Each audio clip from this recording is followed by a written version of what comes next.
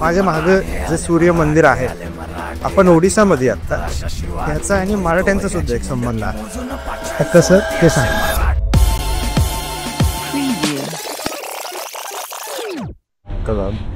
स्वागत आहे तुमचं बाबा भटक्यांच्या दुसऱ्या ब्लॉगमध्ये ओडिसाच्या. आत्ता आम्ही निघालोय कोणार्क मंदिराला. सूर्याचं मंदिर आहे पण सूर्य उगवून झालाय म्हणून सनग्लास घातले नवीन. ओपी आपलेच माझे. चला. सो जगन्नाथपुरीला आला आणि कुठे स्टे करायचं आहे. आम्ही खूप सारे हॉटेल शोधले कारण आमच्यासोबत मुग्गू होती. सो जरा चांगलं आम्हाला क्लीन हायजीन हॉटेल हवे होते. सो यातलं हे सगळ्यात बेस्ट सापडलं VIP रोडला. खूप चांगली ट्रीटमेंट आहे. सुंदर सुंदर बोलू नको असं बायको मला म्हणते.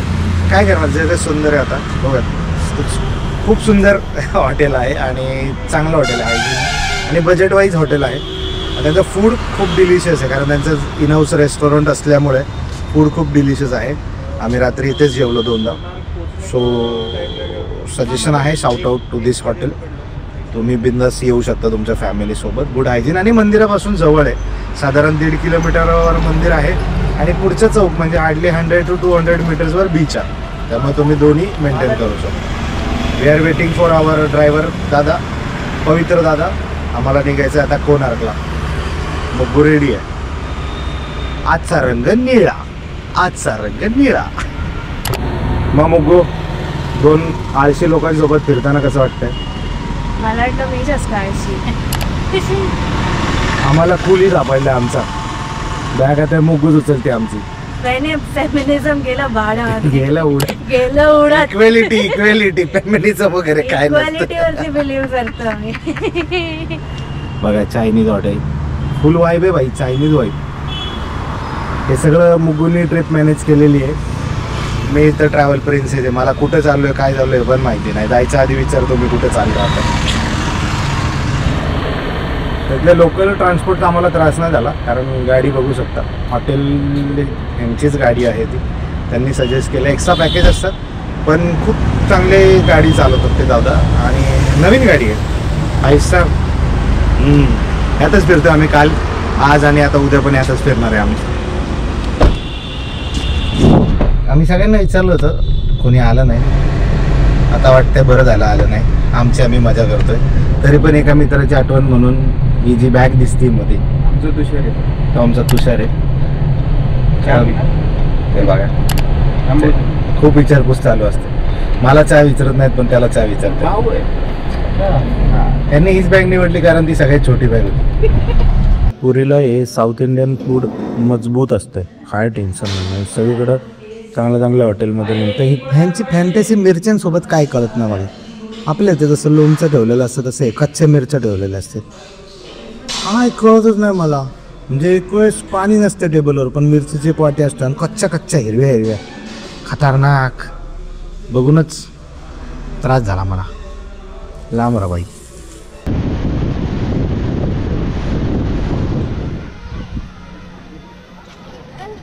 पुरीपासून साधारण तासाभराच्या अंतरावर असलेलं मंदिर आहे. आम्ही सकाळी निघालो होतो. आम्हाला वाटलं गर्दी नसेल पण भाई मजबूत गर्दी आहे. ऑब्विसली युनेस्कोची साईट आहे त्यामुळे तिकीट आहे. 40 रुपये तिकीट आहे बेसिकली. फोटोग्राफीला वेगळे चार्जेस नाही आहेत. आता लिहिलं आहे तिथं त्यांनी कमर्शियल फोटोग्राफी. तर अडवायला नको. एक तर उगाच मी दिसतो प्रोफेशनल एकदम त्यामुळं त्यांनी अडवायला नको मला. ठीक आहे आता असं नको. खूप ह्यूज आहे मंदिर. दिसताना असं फोटो वाटलं होतं पण इथं आल्यावर त्याच्या अवतीभोवती असलेली गर्दी पाहून कळते की त्याची साईज काय असेल ते. बाय द वे मंदिर मराठ्यांनी शोधून काढलेलं आहे. उगाच इंटरनेटवर ब्रिटिशांचं लिहिलेलं आहे. बोलू आपण त्याच्याबद्दल. भाऊ आले सांगून जाणार सगळं. लाईन येतं हो. इथे लाईन लागली. ही ऑनलाईन आहे. इथे मॅन्युअल आहे. मॅन्युअल. This is manual. आणि डायरेक्ट हे हो कसं आहे. Welcome to India. हां जुगाड.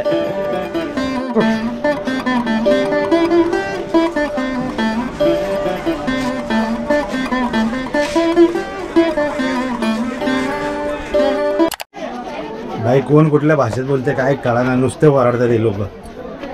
काय झालं की ओरडतात. आम्हाला वाटलं काहीतरी झालं का काय.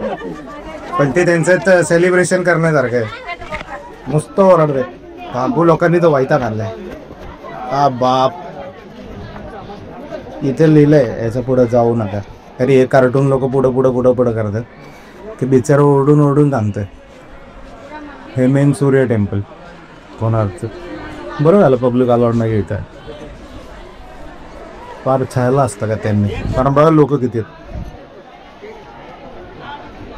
9:30 वाजलेत सकाळचे, तरी एवढी गर्दी आहे. की त्याच्या पुढे जाऊ नका, पण लोकांचा हट्ट तिकडे. मुग्गूने एकाला सांगितलं, मुग्गू आमची काय ऐकत नाही. बियॉन्ड दॅट ओनली भांडणं करतात पोरं इथं. सूर्य मंदिर डेडिकेटेड टू ऑब्विसली सूर्यदेव. त्याचं ब्रह्मांडातलं युनिवर्स किती मोठं आहे ते दाखवण्याचा प्रयत्न केला आहे यामध्ये. आणि 7 घोड्यांचा रथ, हे बेसिकली रथ आहे सूर्याचा, ज्याला 12 जोडी चाक आहेत आणि 7 घोडे असलेलं रथ आहे. पण दुर्दैवानं आता एकच घोडा तिथे उरलेला आहे, बाकी सगळं तुटलेलं आहे. इथे मागे बघू शकता एक रथ दिसतोय तुम्हाला. असे वेगवेगळे 12 जोडे या रथाला. सो हे एक मोठं चॅरिएट आहे, जसं विजय विठ्ठल टेम्पलमध्ये आहे तसं त्यातलाच एक प्रकार आहे हा चॅरिएटचा.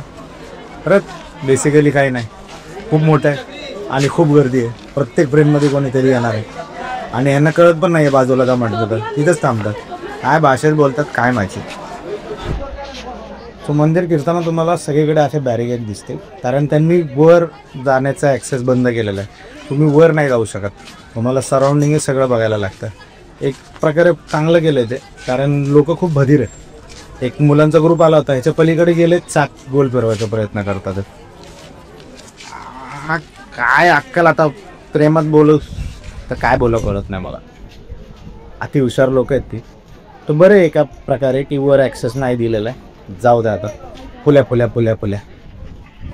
हो, ही जी नवीन 10 रुपयाची नोट आहे आपली, त्याच्यावर जे तुम्हाला दिसतंय तेच हे समोरचं रथाचं चक्र आहे.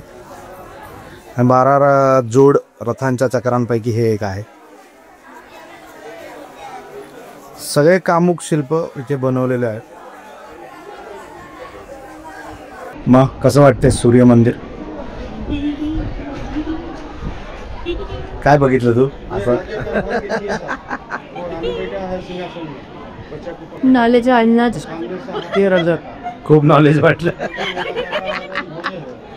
पब्लिक बद्दल काय वाटतं तुला बघू? शिवी देऊ शकतो का? फुल्या. फुल्या. आपल्यासून मित्र असण्याचे खूप सारे फायदे. आता इथे आलो कोणार्क मंदिर बघायला, तर आमचा लाडका मित्र इतिहास अभ्यासक केतनपुरी याचा कॉल आला आणि त्यांनी इथली एक खूप सुंदर माहिती मला सांगितली. त्याचा व्हॉइस नोट पाठवला, तुम्हाला सुद्धा ऐकवतो, ती ऐका. 1745 नंतर ज्यावेळेस नागपूरकर रघुजी भोसले यांनी सातत्याने पश्चिम बंगाल आणि बिहारवर स्वाऱ्या करण्याचं काम सुरू केलं, त्यावेळेस एका स्वारीमध्ये ते कोणार्कला ज्यावेळेस पोचले आणि कोणार्कला पोचल्यावर तिथल्या काही लोकांकडून त्यांना समजलं की जर कोणार्कच्या समुद्रकिनारी असणाऱ्या एका पडक्या मंदिराच्या अवशेषांच्या बाजूला जर उत्खनन केलं तर तुम्हाला तिथं खूप मोठ्या प्रमाणामध्ये सोनं मिळू शकेल. त्याच्यामुळे मराठ्यांनी त्या समुद्रकिनारी असणाऱ्या एका मंदिराच्या भागामध्ये मंदिराचे जे अवशेष होते विखुरलेले, तिथं जमीन खोदकाम करून सोनं बाहेर काढण्याचं काम सुरू केलं. परंतु ती माहिती कदाचित ऐकीव असावी किंवा खोटी असावी, त्याच्यामुळे मराठ्यांना तिथं काही मिळालं नाही. त्या रागामध्ये मराठ्यांनी त्या कोणार्कच्या मंदिराच्या समोर असणारा अरुणस्तंभ रागामध्ये उखडला आणि तो आणून जगन्नाथपुरीच्या मंदिरासमोर आणून लावला. आणि हे सगळं जिथं घडलं ते आज कोणार्कचं सूर्य मंदिर म्हणून प्रसिद्ध झालं. कदाचित आपण असा अंदाज लावू शकतो की जगामध्ये सायंटिफिक एक्सकेव्हेशन किंवा शास्त्रीय पद्धतीने उत्खनन करण्याची जी एक नवीन टेक्नॉलॉजी 19व्या शतकात उदयास आली, त्याच्या आधी 18व्या शतकामध्ये मराठ्यांनी कशाही पद्धतीचा का असना पण उत्खनन करून जमिनीमधून ते मंदिर बाहेर काढलं आणि ते मंदिर लोकांसमोर आणलं. ते मंदिर म्हणजे आजचं कोणार्कचं सूर्य मंदिर. आणि तिथून रागाच्या भरामध्ये जो अरुणस्तंभ उकडून जगन्नाथपुरीच्या मंदिरासमोर लावला, तो अरुणस्तंभ आज जगन्नाथपुरीच्या जगन्नाथ मंदिरासमोर आपल्याला आजही पाहायला मिळतो, जो काळ्या रंगातला आहे. आले मराठे आदिनांत अशा शिवाचे मोहितो वैऱ्याची मुंडकी मोजून पाचाई जोडते असे मराठे.